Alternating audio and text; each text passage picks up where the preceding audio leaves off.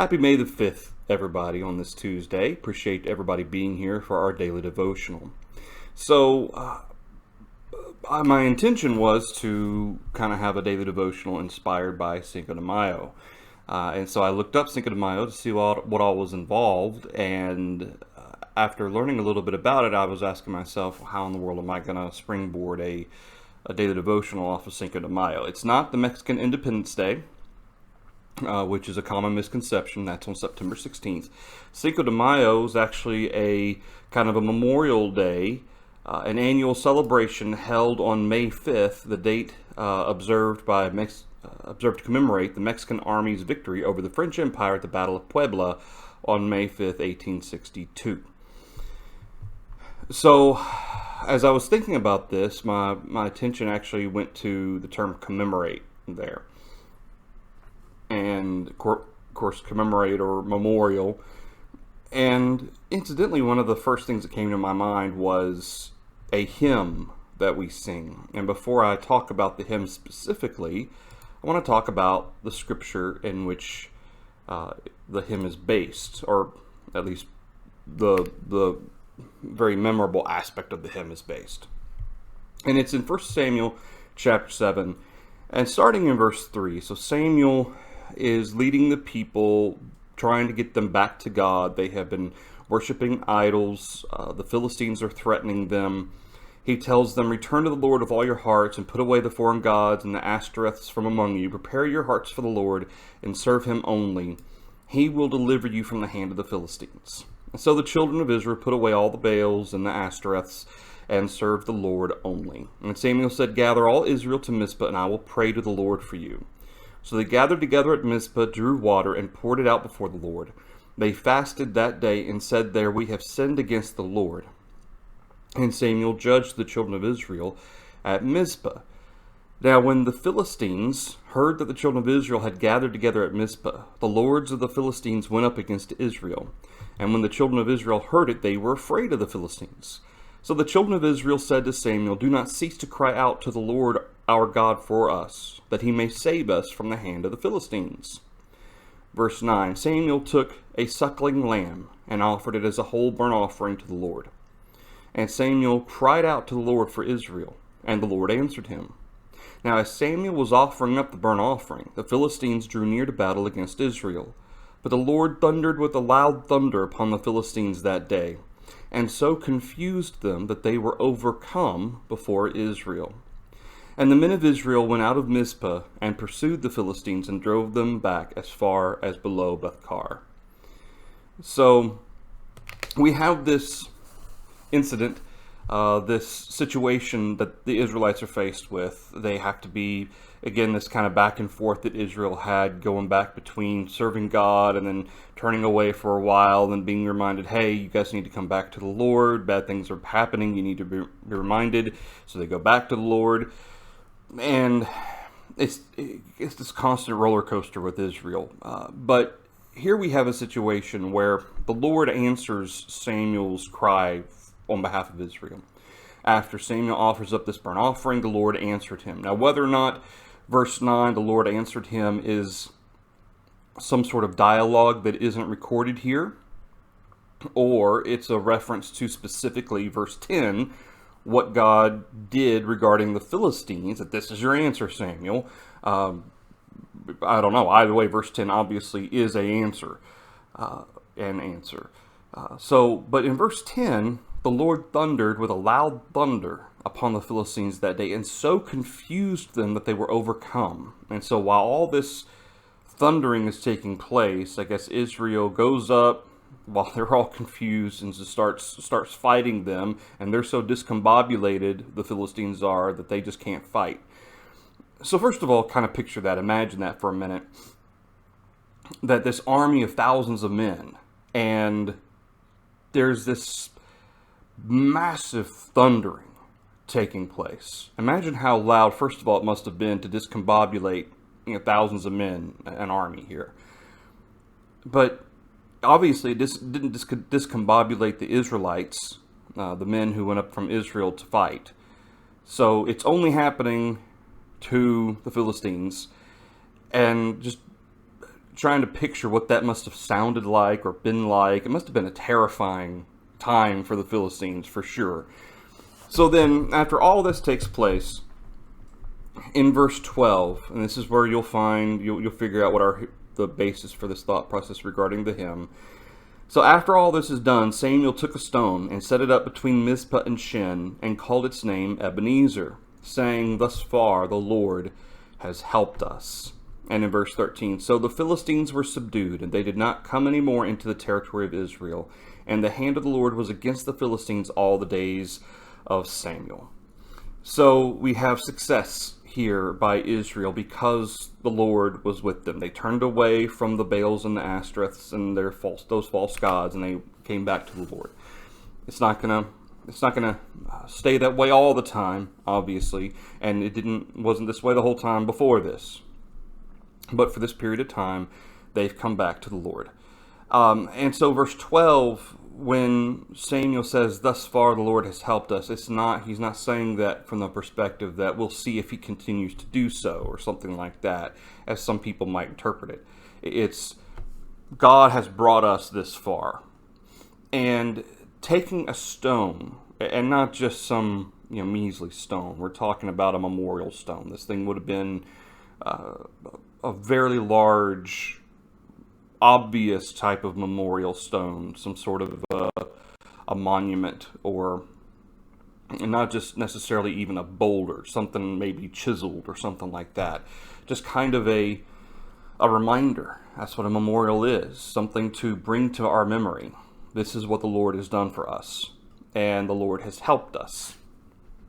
Well, this term, Ebenezer, a lot of times we think of the term Ebenezer and associate it with Ebenezer Scrooge, and obviously that's not the case. I've been trying to figure out why they named Ebenezer Scrooge.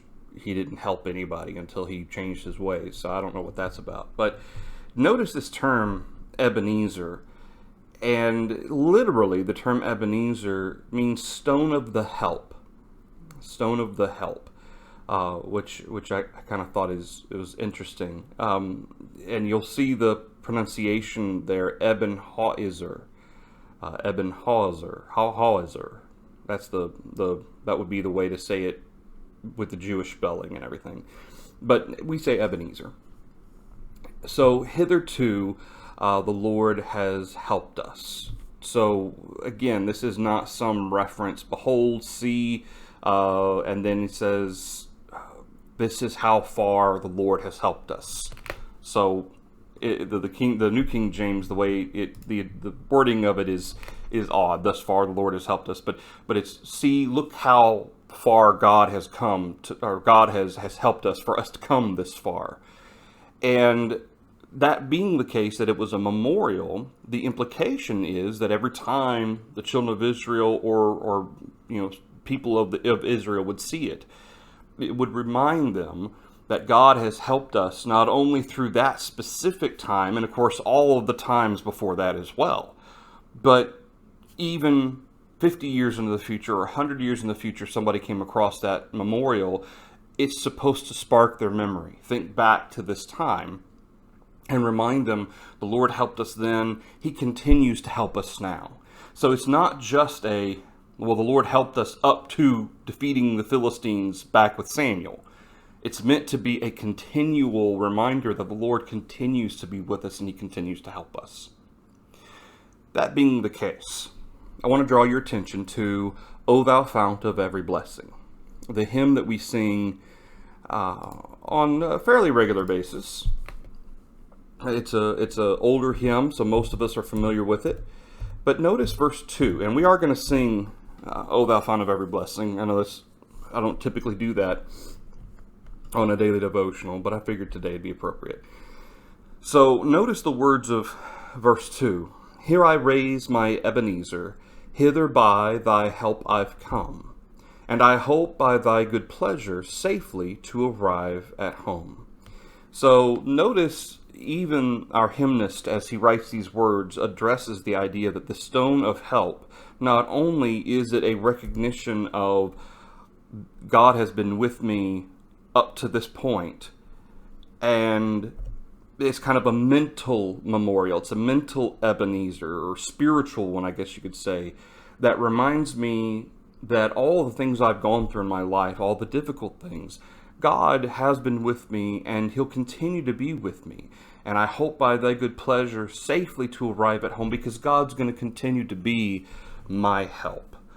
And so there's real beauty to that reference of Ebenezer there. And sometimes, especially for maybe individuals who haven't grown up in the church, or maybe just individuals who hadn't really thought about it, that term Ebenezer may stand out. It may be weird, but this is why it's in there. And so, and even the verse that's kind of associated with it, rather than maybe focusing on times in the Bible that God is referred to as the fount of blessings. Instead, it's 1 Samuel 7:12 to kind of draw attention to the fact that that term Ebenezer, it has a scriptural source. So we're going to sing, O Thou Fount of Every Blessing. We're going to sing all the verses, and then we'll be done for our daily devotional. And I'm gonna start this a little low. I had practiced singing this hymn already, and if I get too high, my voice screeches. So I'm going to start it a little bit lower than usual. O thou fount of every blessing, tune my heart to sing thy grace. Streams of mercy never ceasing, call for songs of loudest praise.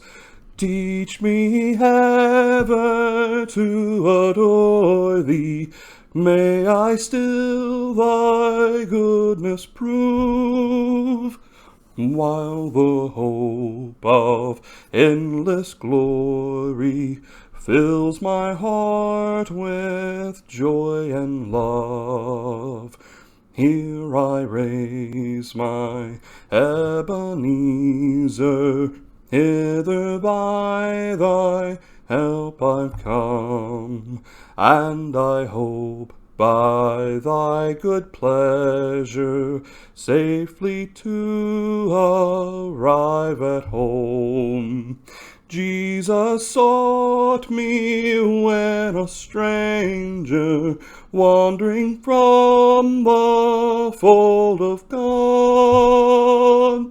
He to rescue me from danger interposed his precious blood. Oh, to grace how great a debtor daily I'm constrained to be. Let thy goodness like a fetter bind my wandering heart to thee. Never let me wander from thee, never leave the God I love. Here's my heart, oh, take and seal it for thy courts above. All right. Okay, so hopefully this is something that's beneficial. I know that for our members at the Wichita Falls congregation, we several years ago, we actually looked at the hymn, O Thou Fount of Every Blessing, and looked at it from a kind of going through the terms, the phrases, the verses and stanzas in those hymns, in that hymn, to look at the words and kind of consider the scriptural basis and the inspiration from Scripture that it utilizes. And we talked about that term before, Ebenezer. But hopefully for our members who maybe were there for that sermon and still remember it, this just serves as a reminder, incidentally. And then for those maybe who weren't present for that sermon, and for our friends and brothers and sisters who are joining our live stream who aren't members of our congregation, maybe you've never heard that reference before. So maybe this is something to help. Again, just something to kind of springboard off of Cinco de Mayo. It's a commemoration of Memorial Day for the Spanish Mexicans that are looking back to their victory over the French. And so in that same way, given that situation, I figured that this was appropriate to kind of look at Samuel and his establishment of a memorial stone, stone of help, and that we also raise Ebenezer's in our mind, or should be in our mind and in our spirit, reminding ourselves every day that God is always with us, that He's always going to take care of us, that He's helped us thus far and will continue to help us all the way home. All right, so that's it for the daily devotional today. I appreciate everybody being with us. Keep in mind tomorrow is Wednesday, so we'll have our Bible study at 7 o'clock, and then we'll have some hymns tomorrow night as well. Our Bible study is going to focus in 1 Peter, so that's what we'll pick up from where we left off about a month and a half ago from that study. So I hope everybody will join us tomorrow night at 7 o'clock, Central Time. All right, thanks everybody. Y'all have a good night. Stay safe.